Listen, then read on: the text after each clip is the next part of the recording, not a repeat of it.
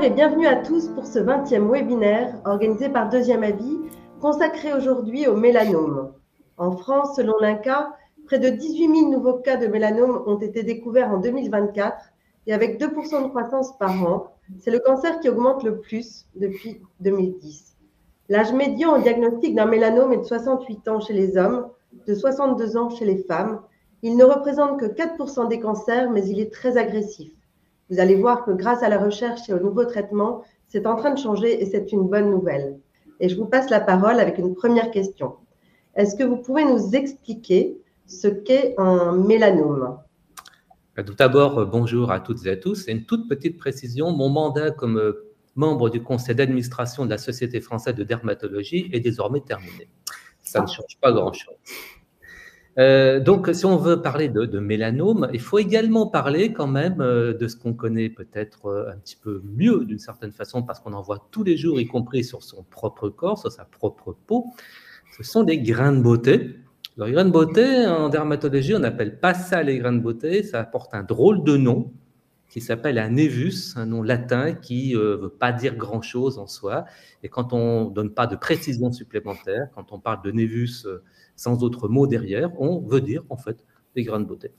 Alors qu'est-ce que c'est qu'en fait ces grains de beauté et les mélanomes ? Eh bien, ce sont des lésions cutanées qui sont par définition pigmentées, on le voit bien sur notre peau, des taches un petit peu brunes, plus ou moins foncées, plus ou moins grandes, plus ou moins régulières. Et les deux, que ce soit les grains de beauté qui sont des choses tout à fait bénignes, évidemment, et les mélanomes qui sont malheureusement des choses tout à fait malignes et agressives, sont développés dans les deux cas à partir de cellules pigmentaires, donc des cellules qui fabriquent le pigment de la peau, ce qui donne la coloration de notre peau, qui est la mélanine, et qui sont situées dans l'épiderme. Sur le petit dessin, vous le voyez, donc la partie superficielle de la peau, là, avec ces cellules un peu jointives, c'est l'épiderme. Et dans l'épiderme, vous avez des cellules là qui sont un peu brunes et qui ressemblent à des pieuvres, qui posent des tentacules un peu partout. Ce sont ces fameuses cellules pigmentées qu'on appelle les mélanocytes, qui sont donc présentes dans ces grains de beauté et qui sont malheureusement à l'origine du mélanome aussi. Alors, hop, voilà. Qu'est-ce que c'est un peu un grain de beauté ? Un grain de beauté, ce sont ces cellules pigmentaires qui se mettent un petit peu en groupe, tout simplement, plus ou moins profondes, et on les voit apparaître sur la peau comme des petites taches un peu brunes, parfois un peu plus noires d'ailleurs, qui sont plus ou moins profondes, et donc leur teinte en fait va varier un peu en fonction de la profondeur du petit groupe de cellules dans la peau. Une fois de plus, ce sont des choses qui sont parfaitement bénignes et tout le monde en a, tout le monde, mais vraiment tout le monde. Regardez-vous, vous allez en trouver évidemment. Donc en nombre très variable. Donc, on peut avoir 10, 20, 30, 40, 50, 100, 200, 300 grains de beauté, 300 névus. Souvent, leur nombre augmente un petit peu avec le temps, notamment si on s'est beaucoup exposé au soleil. Puis, au bout d'un certain temps, eh bien, le nombre maximal se stabilise et on a plutôt tendance, ensuite, à partir de 50 ans, à les voir plutôt disparaître. En tout cas, on les voit moins. Parfois, c'est extrêmement précoce, à partir des 2 ou 3 premières années de vie. Et parfois même, on est avec ces grains de beauté qui sont liés à ce moment-là congénitaux et qui peuvent être de très grande taille. Alors, ce qui est un peu curieux pour ces grains de beauté, c'est qu'ils peuvent être d'aspect, de couleur, de nombre et de taille très variés, parfois même un peu bizarres. Pourquoi bizarre ? Parce qu'ils ont de grande taille, parfois un petit peu en relief, avec parfois plusieurs couleurs, etc. Et c'est là où ça devient un petit peu compliqué parfois de faire la différence avec le mélanome, dont on va s'apercevoir que finalement, il a des caractéristiques, de temps en temps, sont un peu voisines de ces grains de beauté un peu bizarres. Et heureusement, on a quelques éléments pour faire la distinction, au moins dans un premier temps. Alors, ce qu'il faut savoir, c'est que ces grains de beauté, en fait, peuvent, c'est vrai, se transformer en mélanome, mais c'est extrêmement rare, en fait. On peut même dire que c'est rarissime. Moins de 1 grain de beauté sur 100 000 se transforme en mélanome. La plupart des mélanomes, il faut le dire tout de suite, ils apparaissent sans aucun grain de beauté préalable. Alors voilà un petit peu à quoi ça ressemble, ces grains de beauté. Vous voyez, ces zones un petit peu pigmentées. Donc, ils sont parfois très peu pigmentés d'ailleurs, presque couleur un peu peau normale, avec parfois des contours un peu festonnés, avec parfois un aspect comme une espèce de mur, on appelle ça muriforme, avec parfois un petit relief au milieu. Le plus souvent, il n'y a pas vraiment de relief. Voilà un peu ces grains de beauté un peu bizarres, donc avec des teintes parfois un peu orangées, avec 2 couleurs, avec une forme un peu irrégulière en périphérie, avec une taille parfois qui est assez abondante, enfin assez importante, pardon. Et puis vous voyez sur la photo de gauche que de temps en temps, il y a des gens qui ont des grains de beauté bizarres, qu'on appelle atypiques, un peu multiples, et qu'il faut quand même surveiller parce qu'eux sont particulièrement à risque, c'est vrai, pour développer un mélanome, pas tellement sur un des grains de beauté qui existent, mais sur une peau qui apparemment est saine, mais le nombre important de grains de beauté est un facteur de risque pour développer des mélanomes, donc c'est pour ça qu'on les surveille de près, cela. Voilà par exemple un névus, donc un grain de beauté congénital, un enfant qui est né avec, de taille qu'on va qualifier de moyenne, qui est un peu différent de ceux qui apparaissent durant la vie, parce que souvent il est un petit peu plus avec un aspect mamelonné, donc un peu irrégulier en surface. Parfois, il y a des poils par-dessus, c'est vrai. Et d'ailleurs, il faut tordre tout de suite le mythe du fait qu'un grain de beauté où il y a des poils n'est pas dangereux. C'est complètement faux. Donc, un grain de beauté peut très bien évoluer vers mélanome avec ou sans poils, mais ça traîne dans toutes les têtes. Ben, c'est faux, en fait. Hein. Donc, parfois, on a des grains de beauté congénitaux qui sont beaucoup, beaucoup, beaucoup plus grands, qu'on appelle géants, et qu'il faut, c'est vrai, plutôt essayer de retirer quand les enfants sont petits, parce que ceux-là ont un risque vraiment important de se transformer, de dégénérer. Et le mélanome. Ah, le mélanome, lui, bah, c'est autre chose. Hein.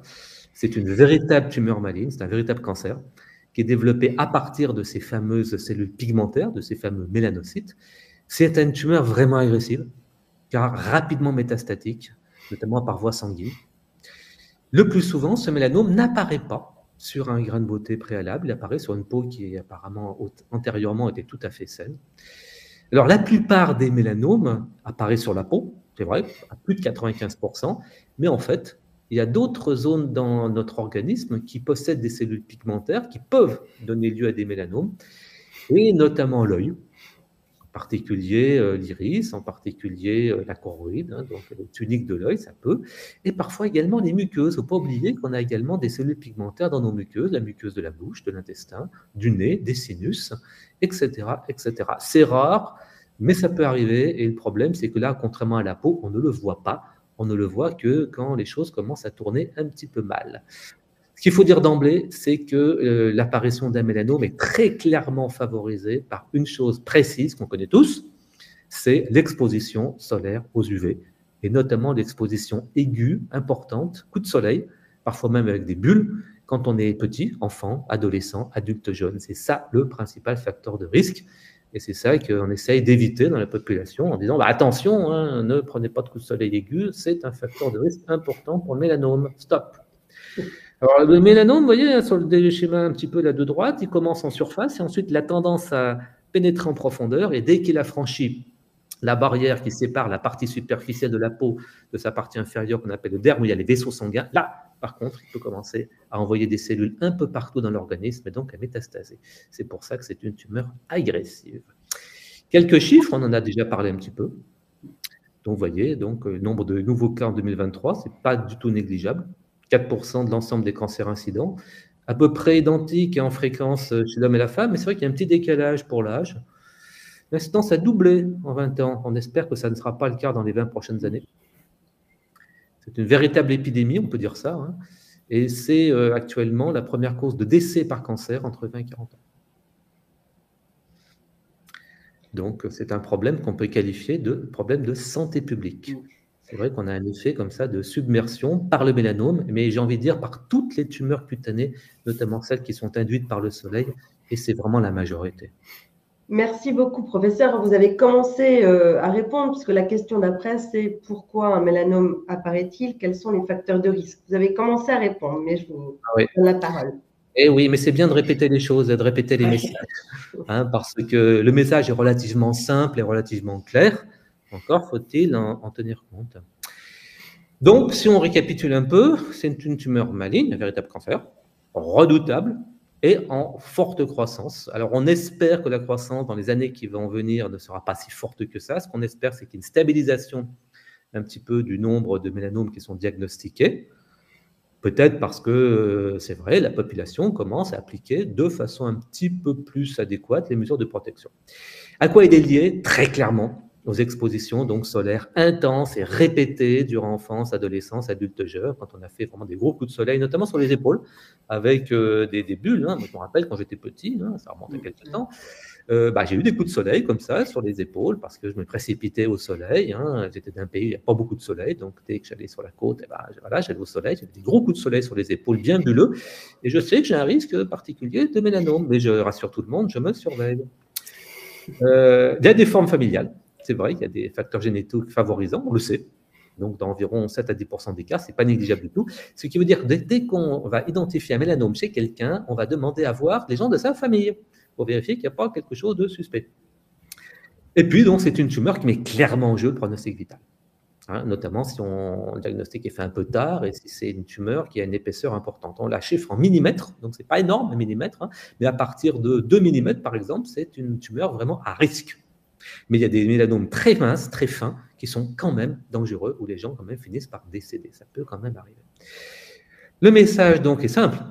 Si le mélanome est lié aux expositions solaires, eh bien, pour pas qu'il apparaisse ou réduire autant que faire se peut le risque, il faut se protéger contre le soleil. Tout simplement. Protéger de la mi-mai à la mi-octobre, voilà. Et puis, le mieux, c'est pas aller au soleil. La photoéviction, chercher l'ombre, parasol, tout ce qui donc vous protège physiquement du soleil. Les protections vestimentaires, donc les chapeaux, les casquettes, plutôt chapeaux d'ailleurs, les vêtements, et puis naturellement les écrans solaires. Les écrans solaires, c'est pas fait pour se mettre plus longtemps au soleil, c'est pour se protéger qu'on ne peut pas faire autrement. Voilà, c'est ça le message. Et il faut protéger tout le monde, les enfants, les adolescents, mais également les adultes, et quel que soit leur âge. Donc, c'est vrai que c'est mieux de protéger quand on est dans les zones à risque, les enfants, adolescents, etc. Mais il faut protéger tout le monde parce que le mélanome n'est pas la seule tumeur cutanée induite par le soleil. Il y en a d'autres et qui concernent des gens plus âgés parfois. Donc, les facteurs de risque, on les connaît. Ceux qui ont des grains de beauté en grand nombre. Ceux qui ont des grains de beauté un peu bizarres aussi, avec un nombre pas si élevé que ça, vous voyez, 5 ou 10, ça dépend un peu des publications. Les gens qui s'exposent au soleil de façon répétée, soit par leur loisir, soit par leur profession, soit par les deux. Les habitudes de photoprotection, il y a des gens qui pensent que tout ça, ça n'arrive qu'aux autres et qui ne se protègent pas, mais voilà, ça n'arrive pas qu'aux autres. Ceux qui ont des antécédents de coups de soleil, notamment sur les épaules. Les gens qui ont la peau claire, les cheveux clairs, eh bien oui, c'est un peu normal, ils ont moins de protection naturelle. Et puis donc, ceux qui ont des antécédents, soit de leur famille, soit personnellement, de mélanome, parce qu'on peut très bien faire un second mélanome quelques années plus tard. Les mêmes causes produisant les mêmes effets. Tout ça nous indique qu'il faut effectivement avoir des procédés de dépistage, mais plutôt que d'essayer de dépister tout le monde, on ne peut pas, on n'est pas assez nombreux. On va essayer de dépister ceux qui ont ces facteurs de risque.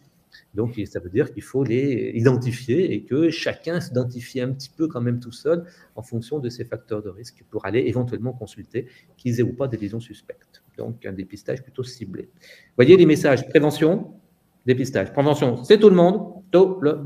Dépistage, il faudrait que ça soit un petit peu plus ciblé parce que sinon, on n'y arrivera pas. Merci beaucoup. Est-ce qu'il y a un type de mélanome ou est-ce qu'il y a plusieurs types de mélanome? Alors, ça serait trop simple si on n'avait qu'un, évidemment. Donc, on adore les classifications en médecine.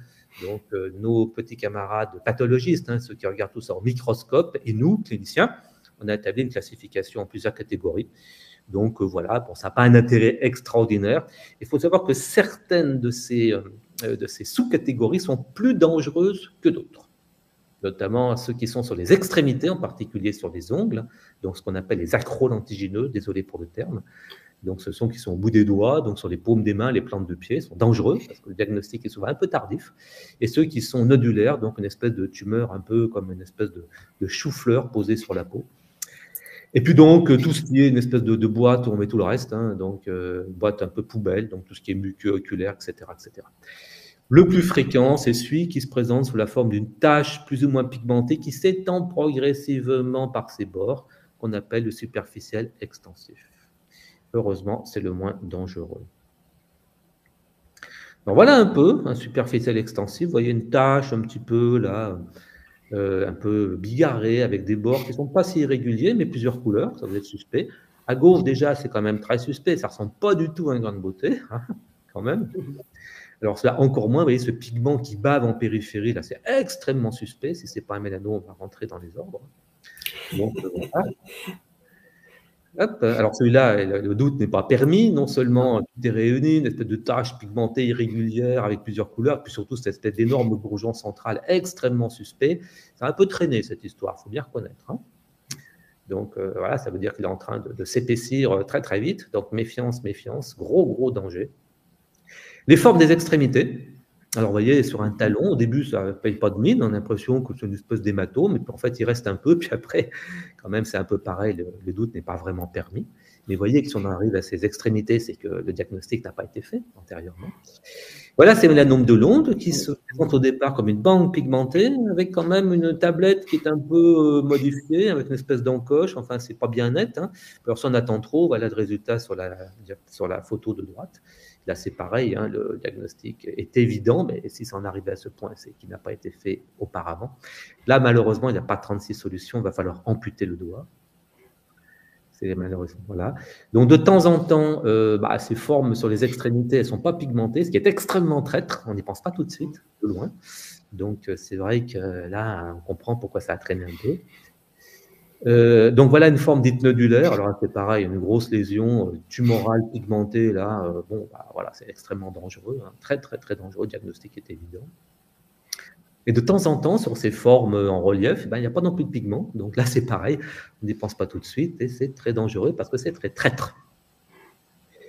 Et puis il y a une dernière forme qui, elle, apparaît sur le visage des gens plutôt âgés, donc 70, 75, 80 ans.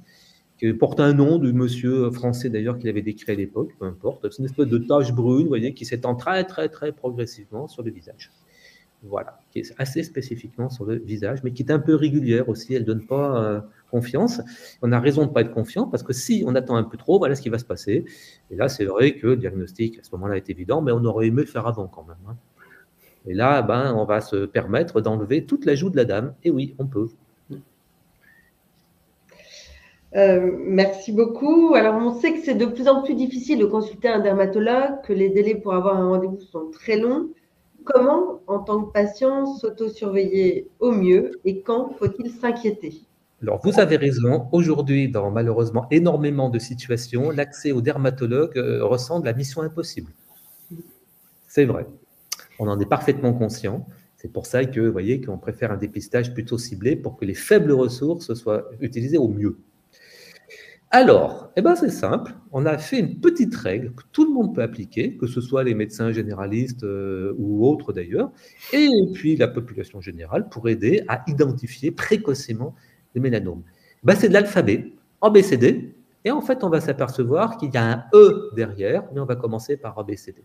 C'est des initiales. A comme asymétrie, B comme bord irrégulier, C comme couleur, au moins 3 couleurs, et D comme diamètre. C'est pas compliqué. Et on commence à s'inquiéter si 3 critères sont réunis, ou alors s'il y a plus de 4 couleurs. Et sans aucun autre critère d'ailleurs. Plus de 4 couleurs, donc 5, 6, 7 couleurs. Bon, 7 c'est un peu rare, mais 5 ça peut arriver. Là, on s'inquiète, même si tout le reste est sans plus grande particularité.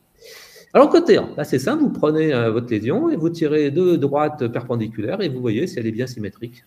Donc, dans tous les axes. Voilà, pas compliqué. Vous voyez que celui-là, par exemple, est très peu symétrique. Hein. Donc là, un critère rempli. Le B, c'est des bords. Donc, à gauche, vous avez le grain de beauté standard, avec des bords un tout petit peu, un peu courbes, mais sans plus. Et à droite, quand même, là, c'est pas du tout le même tabac. Vous avez donc une lésion qui est extrêmement festonnée. Alors, tous les intermédiaires sont possibles entre les deux, mais dès qu'on commence à avoir un bord un peu irrégulier avec un peu de pigment qui bave un petit peu, entre guillemets, là, il faut se méfier. La couleur, je reprends un peu le même. Vous voyez que sur cette lésion, on a 3 voire 4 couleurs. Donc du brun clair, du brun foncé, même du noir, et parfois on peut avoir du rose, du bleu, etc. Donc c'est un bon critère quand il est positif. Et on commence vraiment à s'inquiéter à partir de 3, et quand on a 4 couleurs, on est à peu près certain que c'est un mélanome. Par contre, on a des mélanomes qui sont parfaitement homogènes, c'est vrai. Donc c'est un critère qui est bon quand il est positif. Vous voyez qu'on a mis une petite couronne de laurier parce qu'il est bien, ce critère. Le diamètre. En diamètre, vous prenez une gomme de crayon, à peu près 6 mm, vous la mettez sur la tache noire, et vous voyez si la tache noire dépasse ou pas. Si elle dépasse, c'est un critère qui est assez intéressant. C'est pas, vous voyez, j'ai pas mis de laurier, parce que c'est un petit peu moins bon, mais quand il est vraiment positif, style un bon centimètre, là, c'est très suspect. Mais attention, il y a des tout petits mélanomes, donc c'est bien quand il est positif, mais ça n'apporte pas grand-chose quand le diamètre est faible. Et puis en fait, le cinquième élément, si je puis dire, puisqu'on parlait de cinéma tout à l'heure, est essentiel, c'est l'évolutivité. C'est quelqu'un qui vous dit et qui a remarqué qu'il a une tache noire ou brune ou quoi que ce soit sur la peau, qu'il faut modifier avec le temps. Et ça, c'est fondamental. Tous les autres critères peuvent être bénin, entre guillemets, et celui-là, il doit attirer l'attention et l'emporte sur tous les autres. Et quelle que soit la personne qui identifie l'évolutivité, ça peut être le patient lui-même, l'individu lui-même, hein, vous, moi, n'importe qui, ou quelqu'un de son entourage, ou quelqu'un qui le connaît, par exemple un professionnel de santé, et qui l'a vu il y a quelques mois, et qui a gardé le souvenir de quelque chose qui était différent. Donc, il n'est pas rare qu'on voit arriver des gens en consultation avec, par exemple, un mélanome du dos, qui a été en fait remarqué par leur conjoint ou conjointe en disant, là quand même, ils ne s'en rendent pas compte parce qu'ils ne le voient pas, mais moi je l'ai vu se modifier. Donc tout névus, entre guillemets, en fait, toute lésion pigmentée qui se modifie, doit être au moins montré à un professionnel cutané, donc un dermatologue, et très souvent, quand il se modifie, sauf si vraiment il n'a pas de caractère inquiétant quand on le regarde avec une grosse loupe, on doit le retirer. Et ce critère l'emporte sur tous les autres. Il faut croire les patients, il faut croire leur entourage, etc. Et ça nous conduit de temps en temps à surveiller les patients par des systèmes de photos plus ou moins numérisés qu'on met dans des ordinateurs pour comparer, en fait, comme ça, les lésions au fur et à mesure que le temps passe. On s'en sert notamment beaucoup pour ceux qui ont beaucoup de névus bizarres, qu'on a de la peine à surveiller comme ça, un par un, avec simplement notre mémoire. La mémoire de l'ordinateur prend le relais et il est très possible que dans les années qui viennent, ça va être géré par des systèmes plutôt d'intelligence artificielle, qui permettra peut-être des dépistages un petit peu plus larges. Et alors, en cas de... Pardon. Il y a une dernière chose intéressante, c'est ce qu'on appelle le vilain petit canard, un critère qui a été en fait, comment dire, pas inventé, mais identifié par nos collègues de Marseille, il y a quelques, disons, 10 ou 20 ans, qui complète cette règle ABCDE. Donc, chez un individu donné, tous les grains de beauté, c'est vrai, ont un certain air de famille. Ou en tout cas, on peut définir, un peu comme dans le jeu des 7 familles, 2 ou 3 familles. Mais voilà. Par contre, de temps en temps, il y en a un qui ne ressemble pas aux autres. Pas du tout. Alors, soit que tous les autres sont bizarres et que lui, elle est anormale, mais soit que tous les autres sont d'allure un peu normale et qu'il a l'air bizarre, parce qu'il est plus grand, parce qu'il est orangé, etc. Et ce vilain petit canard, il doit attirer l'attention. Donc, vous voyez, une démarche qui est plus cognitive qu'analytique, mais il faut en tenir compte. Je crois que j'ai une petite photo derrière. Voilà. Donc, vous voyez que celui-là ne ressemble pas à ceux qui sont à quelques centimètres, qui sont marrons, de petite taille, plutôt bien réguliers. Celui-là est beaucoup plus noir, avec du pigment qui bave, irrégulier, de plus grande taille. C'est le vilain petit canard. Il va falloir l'enlever. Alors, il y a quelque chose qui nous aide beaucoup, c'est ça. Si vous allez voir un dermatologue avec un grain de beauté qui vous tire, qui vous inquiète, qui vous avez suspecté, vous ou votre entourage, qui ne vous semble pas net, ou alors un suivi systématique parce que vous en avez beaucoup, on aime bien ce petit dispositif qui est une espèce de petite loupe, qui avec des LED en fait tout autour et qui nous permet de grossir à peu près de 15 ou 20 fois quand on le pose sur la peau, la lésion suspecte. Et à ce moment-là, on voit d'autres choses que ce qu'on voit à l'œil nu. Et ces autres choses nous orientent plus ou moins vers un mélanome parce que de temps en temps, on voit des signes qu'on ne voyait pas à l'œil nu qui soit nous rassurent, soit renforcent l'inquiétude et débouchent vers une ablation. Et de temps en temps, cet aspect donc microscopique, enfin pas tout à fait comme un microscope vrai, mais disons grossi, peut être également l'objet d'une photo numérique mise dans un ordinateur. Et on revient sur la même lésion 6 ou 12 mois plus tard, quand elle était simplement un petit peu inhabituelle, mais pas plus, pour la comparer à ce qu'elle était avant. Donc voilà, donc ce qu'on fait de temps en temps, on repère les lésions, puis on les regarde, voir si elles ont bougé, si le critère E est respecté ou pas. Voilà, donc des aspects comme ça grossis, qui sont plus ou moins suspects. Alors, vous voyez que ça peut être dans les deux sens. Par exemple, celui-là, bon, c'était sur une plante de pied. À l'œil nu, c'était un peu suspect. Puis finalement, quand on le regarde avec cet aspect grossi, il nous paraît beaucoup moins suspect. Simplement, le pigment est réparti sur 2 zones, mais il n'est pas très irrégulier. Donc, on va simplement le suspecter. On peut faire la même chose avec les bandes pigmentées sur les ongles, tout simplement. Donc, et puis voilà un exemple hein, donc d'évolution dans le temps. Donc, à un moment donné, vous voyez en haut à droite, ça ne portait pas beaucoup à suspicion. Et puis en fait, 12 mois plus tard, là, les choses sont un petit peu différentes. Le loup est un peu sorti du bois. Vous voyez que là, il y a une zone qui s'est beaucoup plus pigmentée qu'une autre. Et là, c'est très suspect, on enlève. Donc, c'est un gros intérêt. Donc, voilà encore un exemple. Hein. Donc, à droite, un névus tout à fait bénin, avec un pigment à peu près régulièrement dispersé. Et à gauche, par contre, le pigment est irrégulièrement dispersé. Il y a des zones où il n'y en a pas. Donc ça, par contre, c'est suspect. Ça bave un peu en périphérie. On ne voyait pas forcément à l'œil nu. On va l'enlever. Ça s'appelle un dermoscope. Tout dermatologue a son dermoscope aujourd'hui. Et en fait, on encourage beaucoup de médecins généralistes à s'offrir un dermoscope également et à pouvoir comme ça identifier plus facilement les mélanomes ou en tout cas à éliminer tout ce qui n'est pas un mélanome et ce qui peut y ressembler. En fait.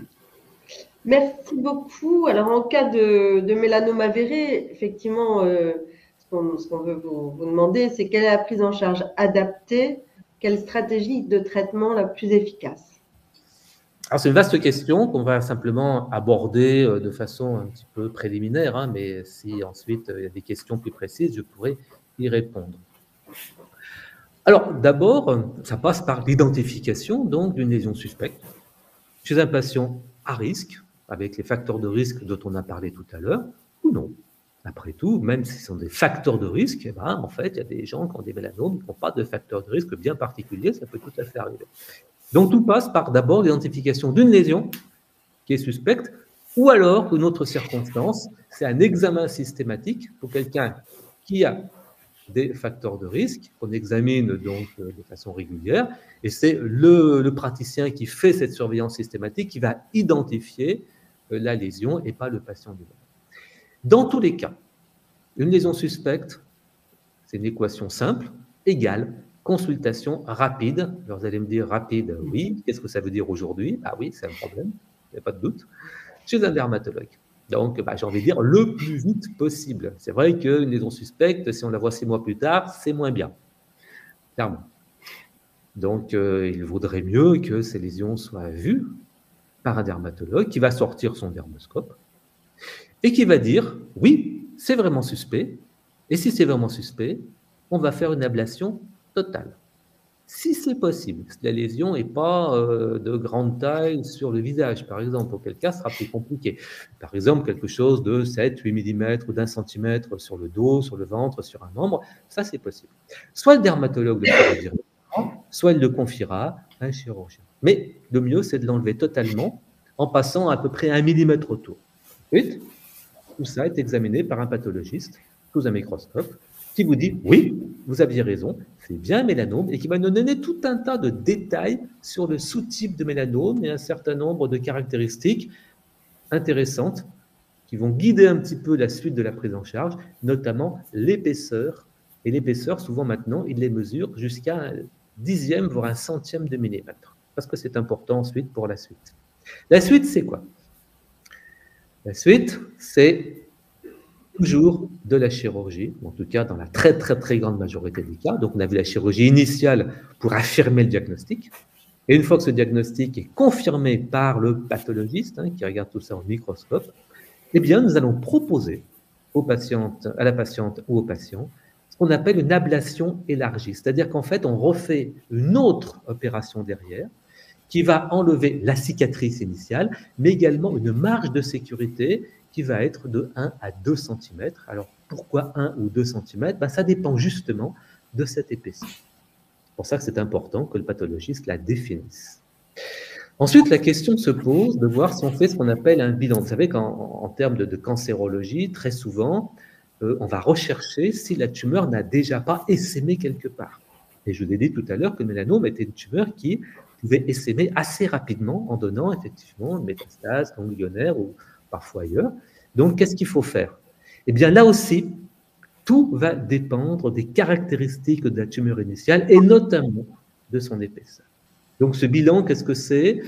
C'est par exemple une échographie des ganglions qui vont drainer, ganglions lymphatiques qui vont drainer la zone où on a retiré le mélanome.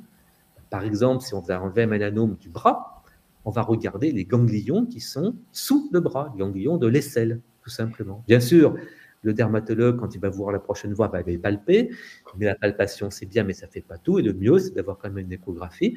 Dans certains cas, quand l'épaisseur est encore plus importante, on va faire carrément un scanner de la tête, du cou, du thorax, de l'abdomen, et regarder s'il n'y a pas déjà quelque chose.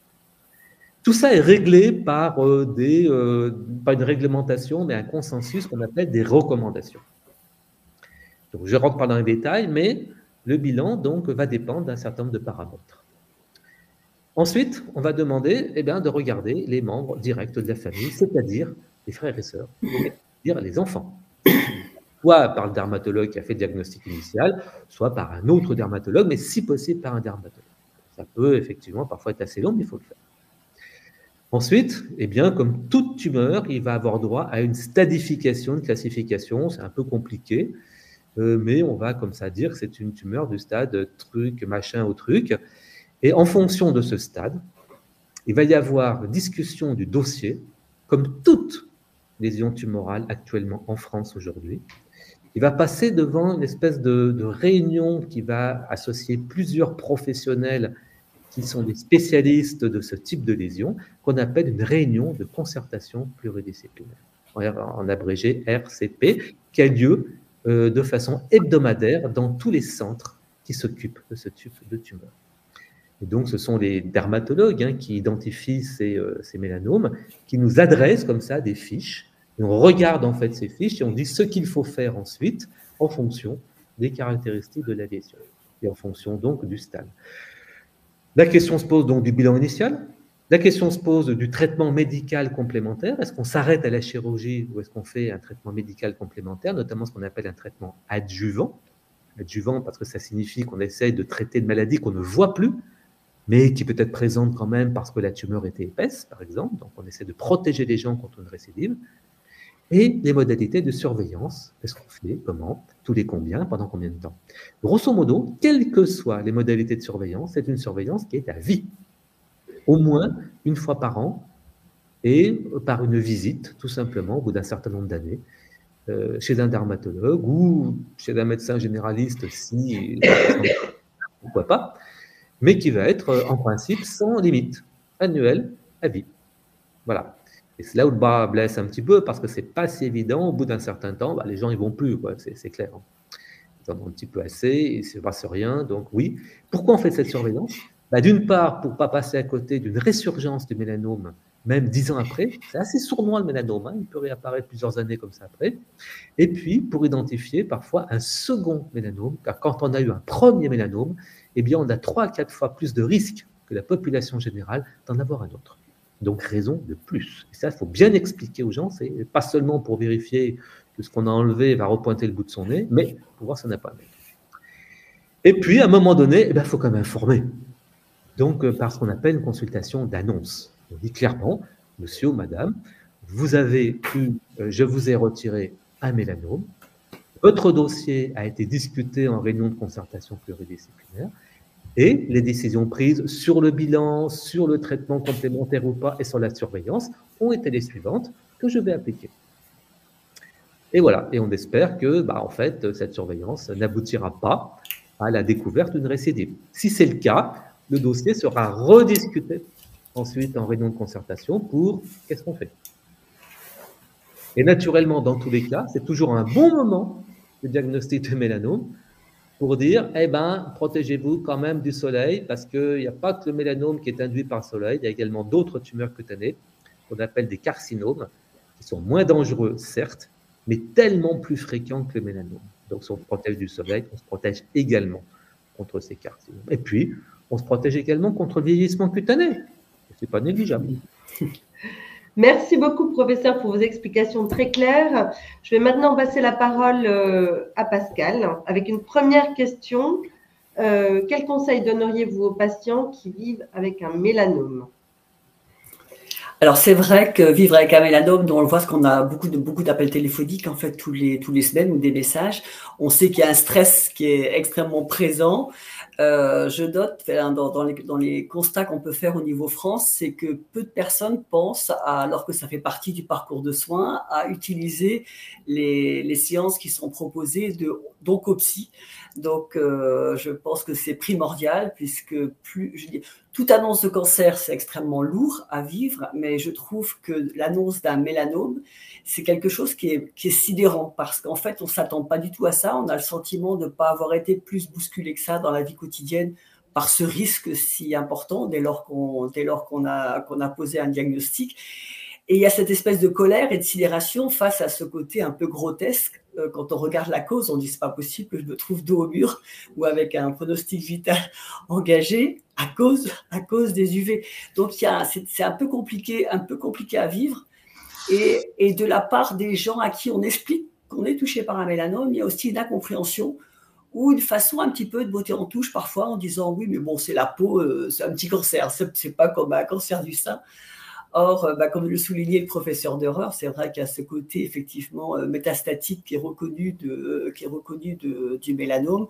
Donc, on est tous pareils. Hein. Moi, pareil, j'ai été touchée par les mélanomes. Donc, on a tous gambergé à un moment donné à se dire est-ce que je vais mourir ou pas. Donc, il y a seulement que 20% des patients en France qui vont utiliser les consultations d'oncopsie. Et c'est un cancer sur lequel on ne pense pas à les proposer. Donc, voilà. Donc, je pense que c'est intéressant parce que le stress est là quand on nous a posé un diagnostic, même si on a enlevé le mélanome, même si on est sous traitement, on a ce stress un petit peu de vivre sous le soleil, d'être invité chez des amis qui n'ont pas forcément prévu de voile d'ombrage ou de parasol ou autre. Et donc voilà, donc faut réapprendre à vivre sous le soleil avec les bons comportements.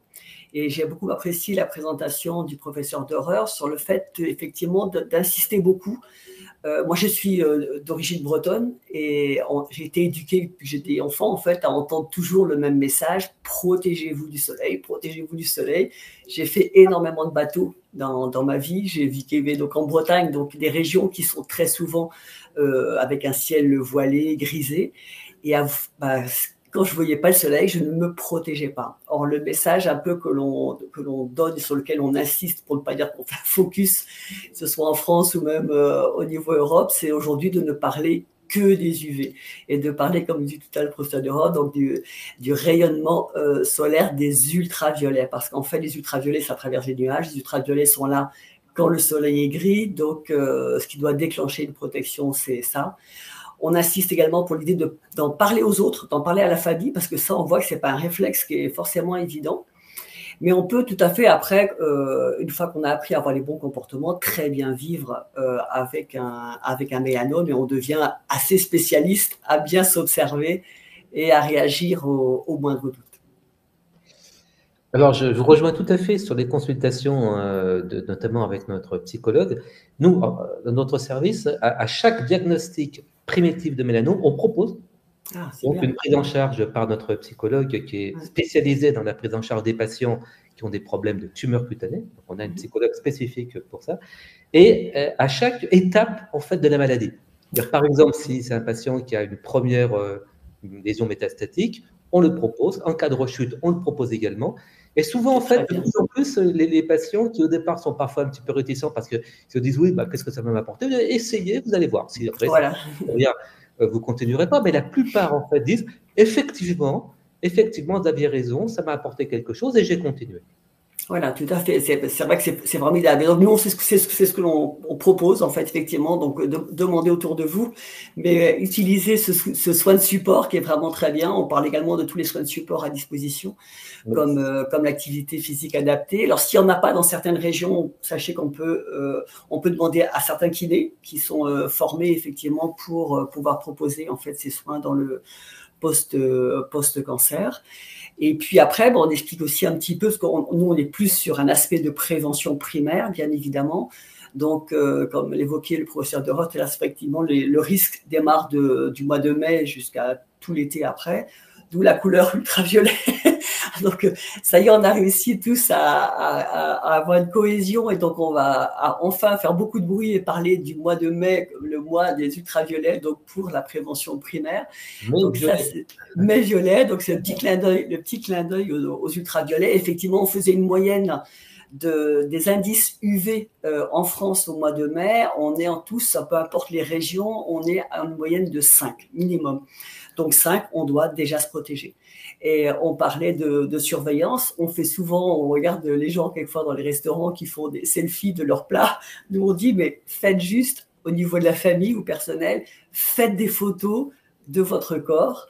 Vous faites des petits dossiers par famille et comme ça, si jamais un jour vous voyez quelque chose évoluer, on aura un historique. Alors, il est vrai qu'on sait très bien qu'il y a moins de dermatologues aujourd'hui, mais il y a aussi moins de gynécologues. Bon, c'est le système est comme ça. Faut prendre acte et voir qu'est-ce qu'on peut faire de positif par rapport à cela.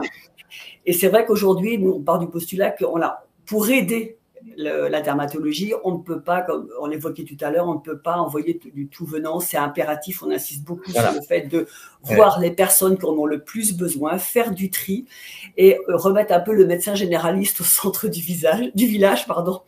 Et si on a une suspicion, la première personne à voir, c'est son médecin généraliste. Alors, soit il est équipé d'un dermoscope, ce qui est formidable, il va avancer un petit peu plus vite, mais au moins à minima, avec la qualité des photos qu'on a aujourd'hui, il fait quelques clichés des photos, ça part en téléexpertise.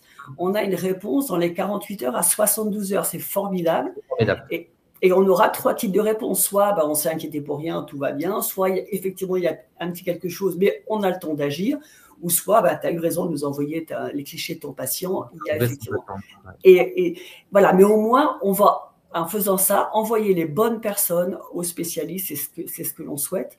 Et il y a des tas d'outils qui se développent. Il y a un outil actuellement qui a une autorisation de mise sur le marché. C'est le premier outil aujourd'hui avec un essai clinique qui va être certifié. Donc demain, dans des maisons de santé, par exemple, des médecins généralistes pourront l'utiliser. Ça utilise l'intelligence artificielle. Ça va permettre de donner un score de risque et de pouvoir faire tous ces tris-là. Donc ça peut être une infirmière demain, un pharmacien, ça peut être des kinés. Je sais que les équipes des HCL sont en train de mettre en place effectivement une formation auprès des kinés, parce que ce sont aussi des personnes qui voient les patients en petite tenue.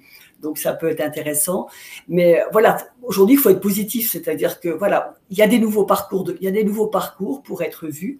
Et si on adopte les bons comportements, on arrivera, quoi qu'il en coûte, si jamais il y a un risque important, à ce qu'un spécialiste vous voit dans les plus brefs délais, donc soit en ville ou en milieu hospitalier.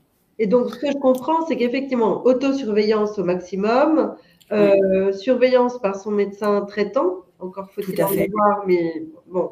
Oui. Et puis maintenant, on va voir le dermatologue uniquement en cas de suspicion, en fait. Il y a une sorte de tri en amont, et effectivement, c'est assez nouveau. Sauf cas particulier, c'est ça. La surveillance également par l'entourage. Hein. Oui, complètement.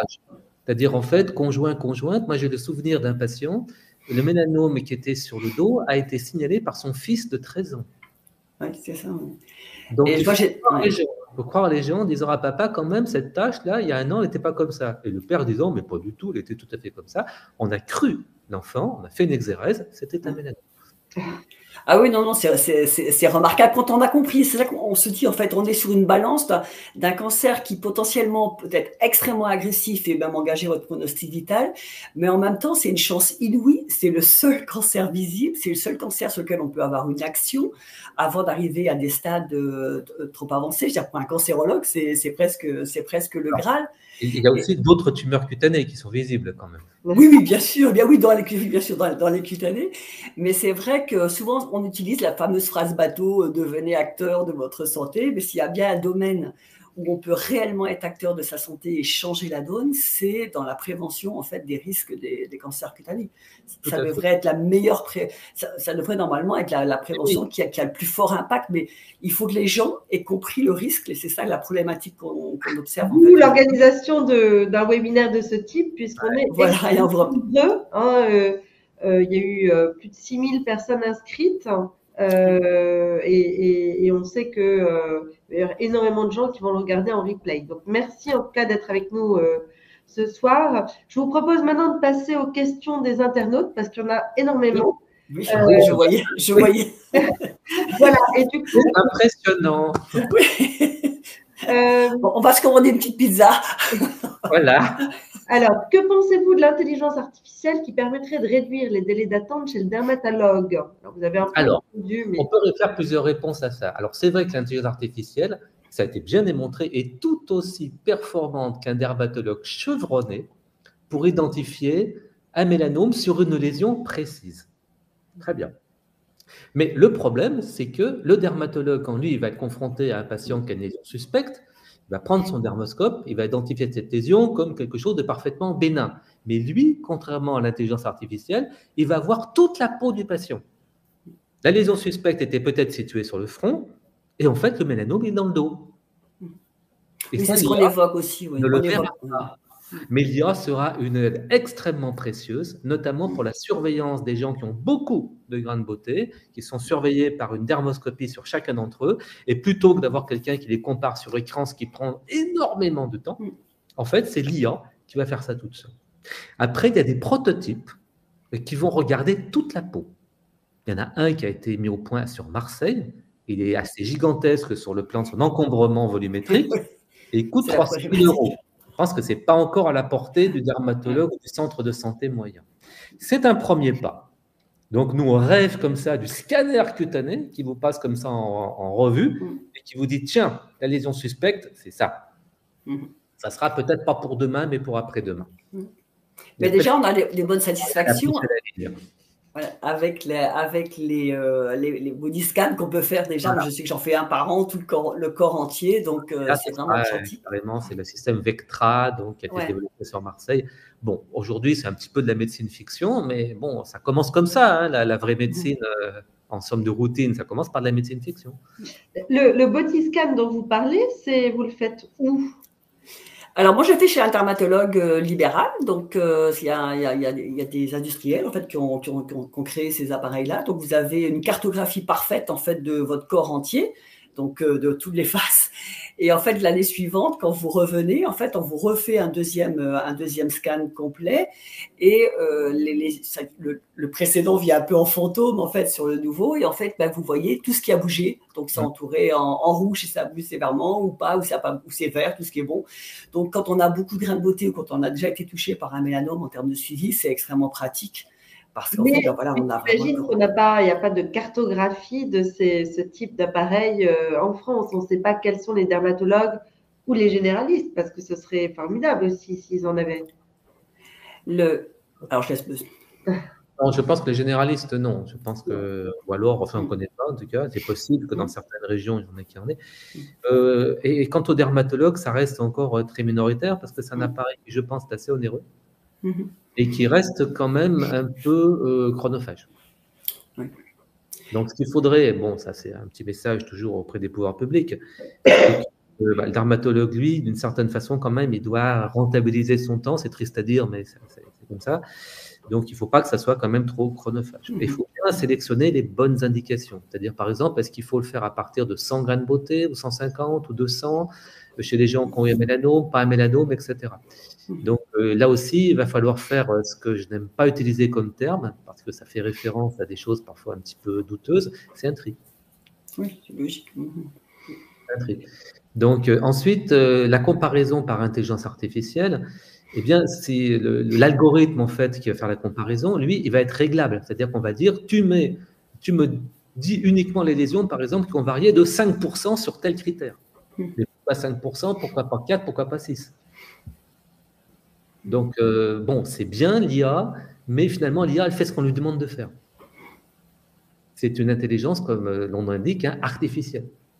Donc, en fait, qui est réglée sur des algorithmes, qui est pré-réglé. Ben, écoute, tu me dis simplement si l'analyse des bords montre qu'il y a 10% de plus en somme de festonnage par rapport à ce que c'était il y a un an précédemment. Donc, il y a toute une dynamique là-dessus, finalement, de réglage de l'algorithme, de validation sur des cohortes un petit peu différentes de celles qui ont permis de créer l'outil. Donc, nous, on attend ça avec une certaine impatience. Aujourd'hui, ce qui marche quand même très, très bien, c'est la télémédecine. Oui, voilà, c'est ce que l'on défend beaucoup. Avec des systèmes, on en utilise un, nous, on ne va pas donner de nom parce que ça fait faire de la publicité, parce qu'il y a plusieurs organismes disponibles. Et donc, en fait, les photos nous sont envoyées soit par les médecins généralistes, la grande majorité, soit même par des dermatologues, avec un petit mot quand même d'accompagnement sur la description de l'histoire de cette lésion. Et on donne un avis. Et comme vous dites, hein, c'est ça, soit c'est parfaitement bénin. Et ce qu'il y a d'intéressant, c'est que la personne qui a envoyé la photo, la prochaine fois qu'elle verra ce genre de choses, elle saura que c'est bénin, elle ne l'enverra pas. Donc, il y a un côté pédagogique. Ou alors, effectivement, c'est douteux. Et à ce moment-là, c'est vrai que ça débouche assez souvent sur une consultation en face à face. Et on pousse de plus en plus à avoir des photos, pas seulement des photos macroscopiques, donc vraiment de la lésion prise à 15 cm, mais des photos avec le dermoscope. C'est pour ça qu'on aime bien que les généralistes soient équipés. Et puisqu'on parlait des kinés tout à l'heure, l'URPS de l'Hérault a décidé de faire une expérimentation en grandeur réelle en fournissant une vingtaine de kinésithérapeutes avec des dermoscopes. Bravo. Alors, on aimerait bien que la même initiative soit prise du côté des médecins généralistes.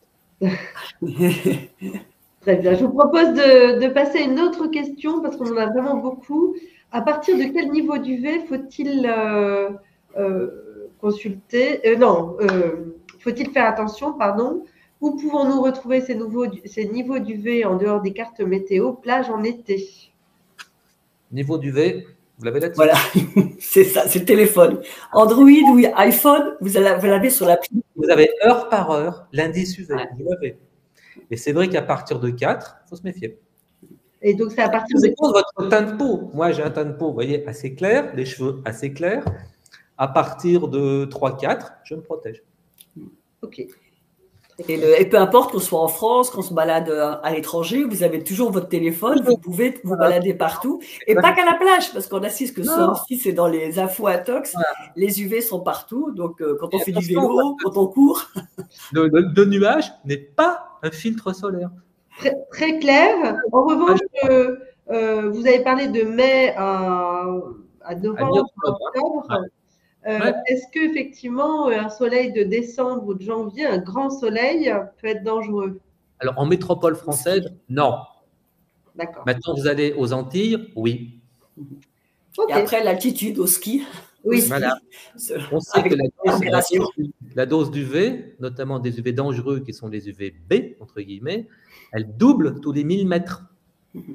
Donc, si vous avez un ski à 3000 mètres, votre dose est multipliée par 8.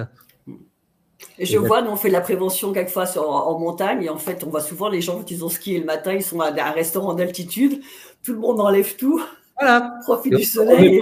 Parce que ça embête tout le monde, c'est gras, etc. Ça vous fait le visage blanc. Oh là là, on ne va pas en remettre. Ouais. Et on enlève son casque parce que le casque c'est un peu embêtant, donc on préfère voir la tête un peu quand même au frais. Et, en fait, puis il faut rentrer chez soi avec une belle teinte hâlée pour montrer qu'on quand même, on peut penser un peu quand même, zut. Le bronzage doit être l'ennemi. Je vous bien compris. Une autre question. Quelle est la temporalité du développement d'un mélanome? Quand faut-il s'inquiéter? Quand? Tout le temps. Tout le temps. Il y a des mélanomes chez les enfants, chez l'adolescent, chez l'adulte jeune, chez l'adulte moins jeune et chez les gens âgés. Tout le temps. Donc voilà. C'est pas parce qu'on a une lésion suspecte à un enfant de 12 ans qu'on doit dire, au bout de 12 ans, c'est sûrement pas ça. Ça peut arriver. Moi, le plus jeune qui avait un mélanome, il avait 3 ans. Et s'il faut courir pour le mélanome superficiel extensif, pour le nodulaire, il faut galoper. Ah oui, le nodulaire, là, le nodulaire, clairement, c'est une urgence. C'est une urgence, clairement. Merci. Y a-t-il des retentissements sur l'état général du patient dans l'évolution du mélanome? Si on est au stade métastatique, c'est possible, bien sûr. Soit par la maladie elle-même, comme n'importe quelle tumeur au stade avancé, ce n'est pas très spécifique du mélanome, soit par le traitement, qui peut entraîner des complications qui peuvent altérer l'état général, c'est vrai. Quels sont les risques de récidive? Alors, on peut dire que tout mélanome qui dépasse simplement l'épiderme est à risque de récidive. Mais ce risque dépend d'un certain nombre de paramètres, notamment l'épaisseur, et notamment si la lésion est un peu ulcérée, qui est également un paramètre important. Donc, le risque varie en fait. Il existe quasiment dans tous les cas, dans les mélanomes dits invasifs, mais il varie. Ce qui veut dire qu'on va quand même surveiller tout le monde, après l'exérèse initiale, tout le monde, mais avec des modalités de surveillance qui vont dépendre un peu des niveaux de risque. On parle aussi, nous, beaucoup, parce qu'on a beaucoup au téléphone et on a souvent des personnes qui ont consulté, ils ont eu un diagnostic très lourd rapidement, et quand on faisait le feedback de l'historique, en fait, on s'apercevait qu'ils avaient un grain de beauté qui saignait depuis 2 ans. Et donc, on insiste beaucoup là-dessus. S'il y avait une situation d'urgence en disant, bon, le grain de beauté qui saigne tout seul ou le névus qui saigne tout seul parce qu'on vient de se raser, par exemple, c'est la cause à effet. Voilà. En revanche, il saigne sans avoir rien fait absolument tout seul. Là, on arrête tout, c'est une urgence et il faut aller consulter. En dermatologie, on a un vieil adage qui dit que toute croûte qui ne guérit pas spontanément est une tumeur jusqu'à preuve du contraire. Alors justement, à quelle fréquence faut-il faire des contrôles? Tout dépend de quelle population on parle. Si c'est quelqu'un qui a déjà eu un mélanome, eh bien donc les contrôles, ils sont réglés par des recommandations en fonction des paramètres de la lésion. Donc l'épaisseur, l'ulcération, etc., etc. Si c'est quelqu'un qui n'a pas eu de mélanome, alors la question se pose, savoir s'il faut un contrôle. Et ce contrôle, en fait, ça dépend du nombre de facteurs de risque.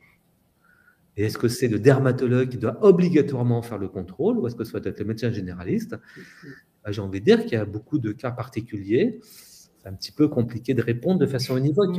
Et il y a aussi, je pense, l'implication du patient. C'est-à-dire qu'aujourd'hui, on devrait être capable, comme dans certains pays, là je reviens d'une réunion internationale des associations dans la peau, et en fait, il y a plein de pays où les gens vont leur apprendre plus jeune âge à connaître leur peau parfaitement. En fait. Donc, s'ils savent qu'ils sont à risque, ils auront peut-être un regard différent, ils vont peut-être réagir plus tôt, mais on devrait tous être capables de dire, est-ce que je suis à risque, oui ou non? Alors, il y a un pays là-dessus qui est très en pointe, c'est l'Australie. Oui, j'étais avec eux. L'Australie, pourquoi? Parce que ce sont des gens d'ascendance celte, donc plutôt des gens avec une peau claire, des cheveux clairs, etc., donc à risque, sur un climat subtropical, avec beaucoup d'UV. Les résultats, c'est pas fait attendre. Donc, l'Australie est le siège de l'incidence quasiment maximale dans le monde des mélanomes, avec une incidence qui a été multipliée à peu près par 4 au cours d'une double décennie. Je ne sais plus laquelle exactement, entre 80 et 2000, ou entre 70 et 90, multiplié par 4. Donc, qu'est-ce qu'ils ont fait? Des mesures drastiques. Tout simple. Et ça marche. Et ça marche. Notamment, alors on peut effectivement le contester, avec sur les murs des classes primaires, des photos de tumeurs cutanées. En disant aux enfants, voyez ce qui se passe si vous n'êtes pas soigneux sur les UV. Et puis un enfant qui n'a pas de casquette, pas de récréation, pas de casquette. Voilà. En France, par contre, là, vous allez être accusé tout de suite. Voilà. Mais j'ai fait quelquefois des anglo-saxons. Voilà, lors des conférences, on le fait parfois, on dit « Oh, c'est pas sympa », mais je dis « C'est pas grave ».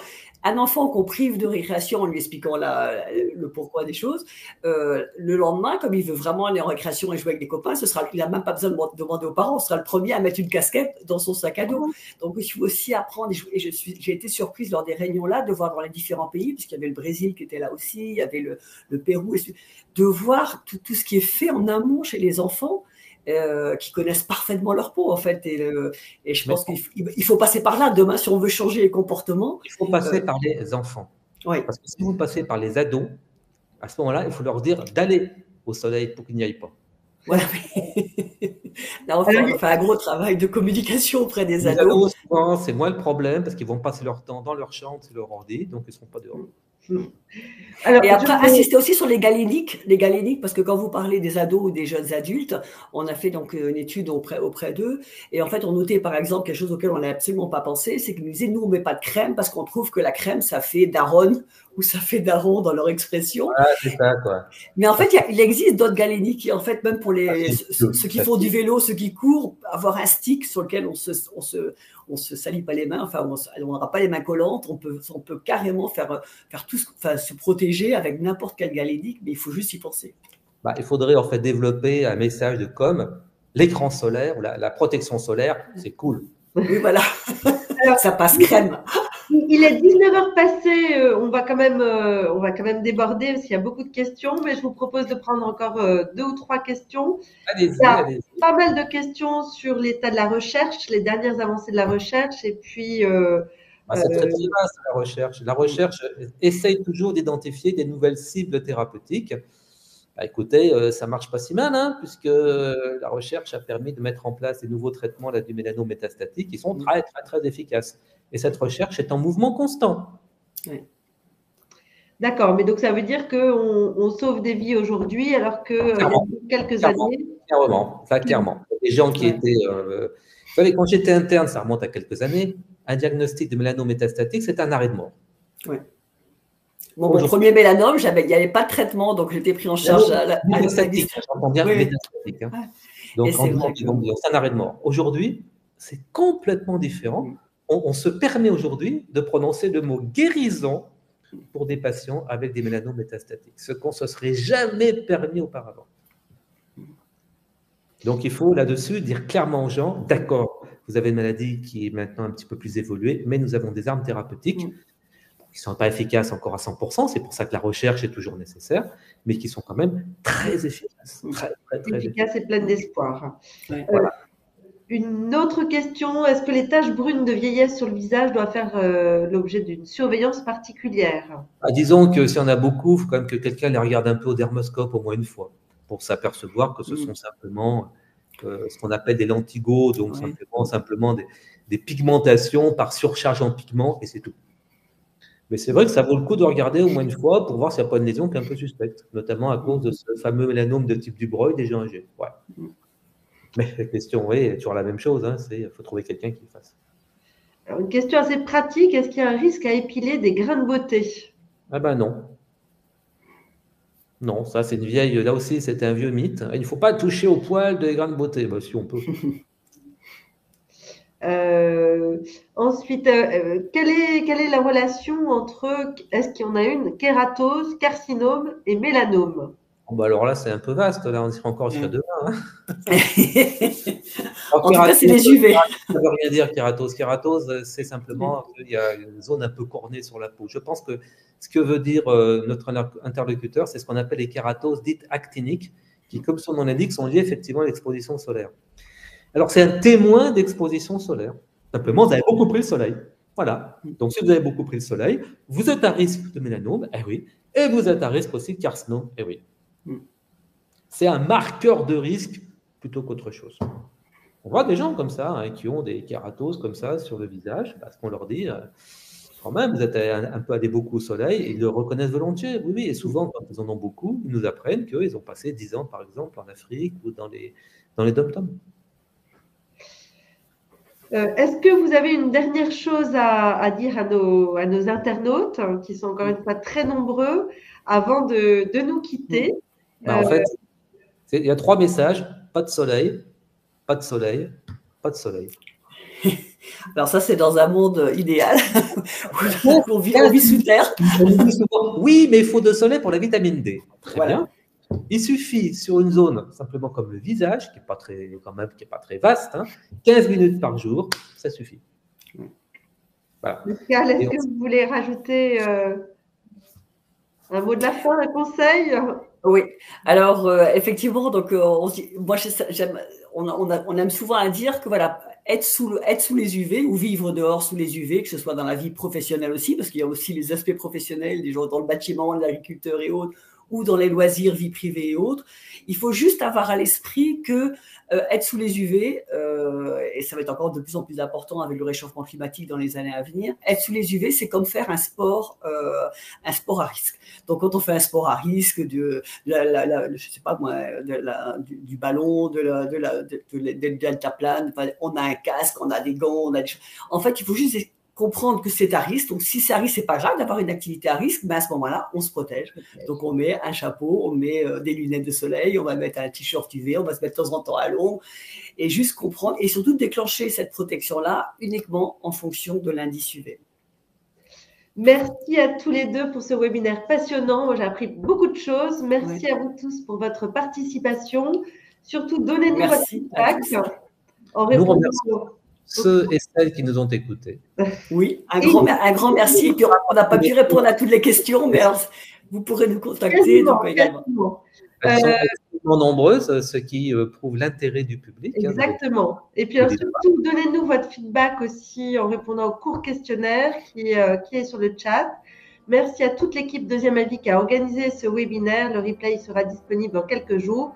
Et enfin, comme je vous sais très nombreux, notez bien la date du prochain webinaire qui aura lieu sur les migraines le 23 septembre prochain à 18 h. Bonne soirée à tous. Bonne soirée et protégez-vous bien. Passez un bon été.